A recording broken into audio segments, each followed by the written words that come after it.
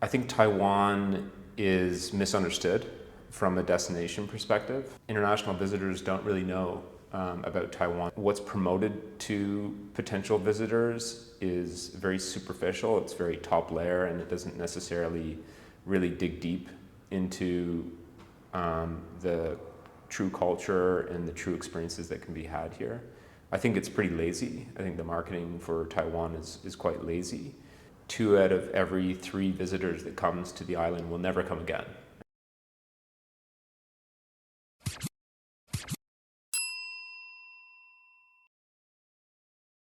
My name's Michael. I come from Toronto, Canada. I work in the tourism industry. I run a couple tourism businesses here in Taiwan.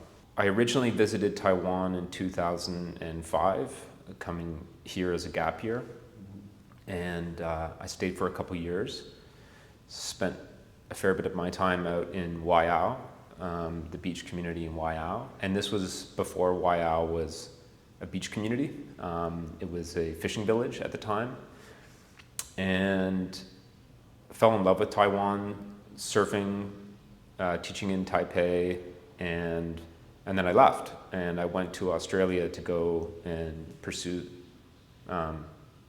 my master's. And while I was there, I met my wife, who's Taiwanese. And I think because I was just leaving Taiwan, and I had all these fond memories of it. We just kind of gravitated towards each other and started a relationship. 2 young children, and we could kind of see the writing on the wall that it was going to be very difficult for them to be able to maintain fluency in Chinese, despite my wife speaking Chinese at home. Just everything in your environment is in English. And so they, much like my French, is that if you don't actually have an opportunity to use it, it's difficult to maintain that language. Mm-hmm. And so when my kids were about 4 and 2.5, we kind of talked about, the challenge that would present, and, the fact that they couldn't potentially speak to Ama and Agong, my brother-in-law. That was kind of disheartening, and we wanted to make sure that they had this connection to half of their heritage. So we decided to move to Taiwan in 2019, and now their Chinese is better than mine. What do you think about the Taiwanese tourism sector? How well is it promoted in the international level? It's complicated, I think. I think in Taiwan's tourism industry, there are some amazing aspects and components of it. I think that there is a lot that's untapped. From an international perspective, international visitors don't really know about Taiwan. They know about these top 10 bucket list experiences, whether it be Sun Moon Lake, Taipei 101, Jiufen, Shifen. They know about night markets, they know about bubble tea and fried chicken, but I don't think that they really get an understanding of the type of full experience that you can have in Taiwan. I think Taiwan is misunderstood from a destination perspective. I think that the image of Taiwan in a lot of international visitors' minds, or even not international visitors, just international community, is that it's a very urban environment, and that there's not necessarily a lot of outdoor and adventure travel experiences. I think that what's promoted to potential visitors is very superficial, it's very top layer, and it doesn't necessarily really dig deep into the true culture and the true experiences that can be had here. I think it's pretty lazy. I think the marketing for Taiwan is quite lazy. I think it is leading to a very challenging scenario for Taiwan. I think Taiwan as a tourism destination, you could say that it's in decline. The attractions and some of the infrastructure is outdated, particularly when you think about museums and cultural sites. I don't necessarily think that the investment has maintained. So it's like we build it once, we launch it, we have a great, PR event, and then it kind of is neglected and it starts to decline. And as a tourism destination, you can kind of see that stuff already happening in Taiwan. So, 2 out of every 3 visitors that comes to the island will never come again. And that's what the data shows. So from from a destination perspective, we're failing to really create memorable experiences that people will want to come back and explore more. And so, it's really hard to get an international tourist to come to Taiwan, right? It's a big decision for anybody to travel, but particularly Taiwan because we don't have any rubber tire traffic. Everybody has to fly here. There's short-haul source destinations like Japan and Korea and Singapore where we continue to get visitors to. But if somebody's coming from North America or Europe or other parts of the world that is a long-haul destination, that's a big deal, right? That's a big life decision almost for them to come to Taiwan. And so we need to do better at making sure that they have a great experience when they get here. Mm-hmm. Personally, you said you're working in the tourism industry, or tourism sector. What do you do? So I'm involved in the tourism sector in a number of different ways. When I arrived in Taiwan, I started a role as a part-time lecturer at Mingchuan University. So I teach tourism to domestic and international students. In 2020, we launched, myself, my brother-in-law, and a buddy launched a project called Park Bus Taiwan. Park Bus Taiwan was we originally set out to create a nonprofit organization that would improve access to nature for people who live in cities. So in Taiwan, it's very convenient to get out to different places, but when it comes to some of these more remote national forests and historic trails, it's quite difficult to get there if you don't have your own vehicle. Mm-hmm. And so what we wanted to do was make these places more accessible. So for example, a family of 4 living in Taipei or Taichung or other major cities, they don't have access to a car sometimes. And you can only imagine throwing the whole family on a scooter and trying to drive up to the mountains. Nobody wants to do that, and it's not safe really. Yet these people who live in cities in Taiwan, they pay taxes to support these protected areas and to maintain these trails, yet they can't access them. Mm-hmm. So that was the original intent of Park Bus. And so now we run tours, weekly scheduled hikes that range from beginner level to more advanced overnight hikes every week. If you Google or search on any of the social channels, Park Bus Taiwan, that's PARKBUS, mm-hmm. Taiwan, or you can go to the website, which is parkbus.com.tw, and we have a listing of all of our tours. It's all bilingual, so that was another thing that we wanted to do, was make all these experiences in English and in Chinese as well. So it's a great opportunity for both Taiwanese to go out and explore their own country and rediscover it, but also for international visitors who can sometimes feel like a little isolated, mm-hmm. When you come to a new country and you're trying to meet new friends. So we launched Park Bus in the beginning of the pandemic, which was kind of crazy in its own way to start a tour company at the beginning of the pandemic. Yeah. But we were really lucky in Taiwan in the way that the government managed the pandemic. One of the reasons that I had even started to think about the idea of it was because you would hear all of these stories and narratives and messages coming from the governments all over the world, which was stay indoors. And I've grown up always close to the outdoors, whether it was as a kid going to summer camp, my parents instilling the value of nature, message of stay indoors just didn't connect with me, and I know how healing the outdoors can be. Mm-hmm. And I felt like there was a need for creating an opportunity for people to have that same healing experience in nature. Mm-hmm. Do you guys promote it outside, like to international level? Do international tourists come here on your behalf, or you just try to get them when they come to Taiwan? So at first, as the borders were closed, we were just focusing on the local residents. Mm-hmm. So this would be domestic Taiwanese or international residents who live in Taiwan. And since the borders have opened up, we've been working on trying to reach these international visitors in their source markets.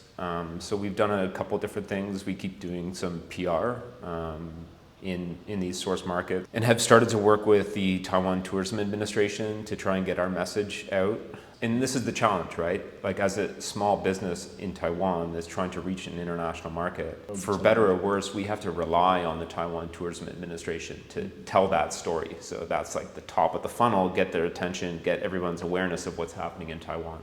And then we can deliver and convert these people into international visitors. But from ParkBus, what we decided to do, we noticed that there were so many other opportunities to promote the outdoors and adventure travel in Taiwan. Not just hiking, because ParkBus primarily focuses on hiking.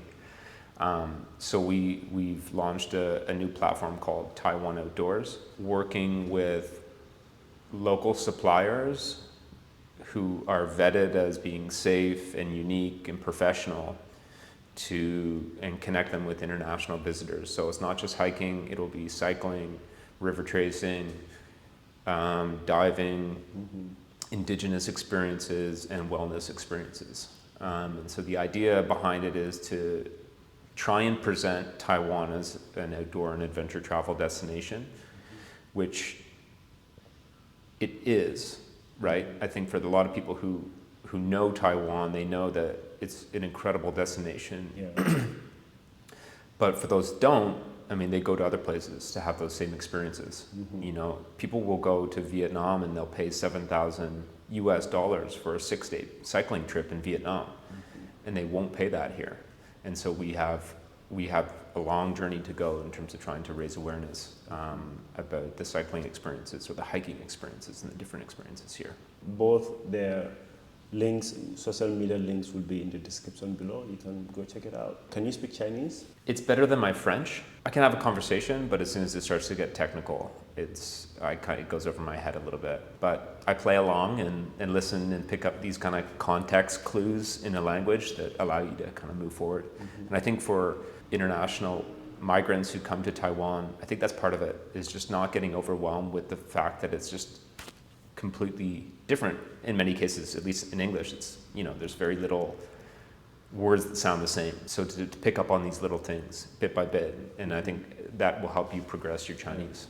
As an educator and a father, how is it like raising 2 kids here in Taiwan as a foreigner?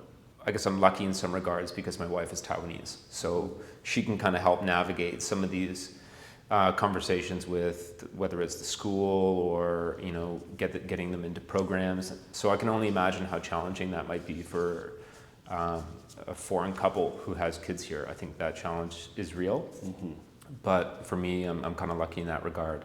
But I think raising kids in Taiwan is a very challenging path if you reflect on your own childhood and how you were raised. So, I mean, I recall finishing school at 3 o'clock and then going down to play in creeks and messing around on my bike for hours before you'd have to go home for dinner. And then you would go home for dinner and you would just you do puzzles and, you know, maybe watch some TV and whatever that might be. But for children in Taiwan, the challenge is, you know, there's a lot of demanded of them in terms of academics.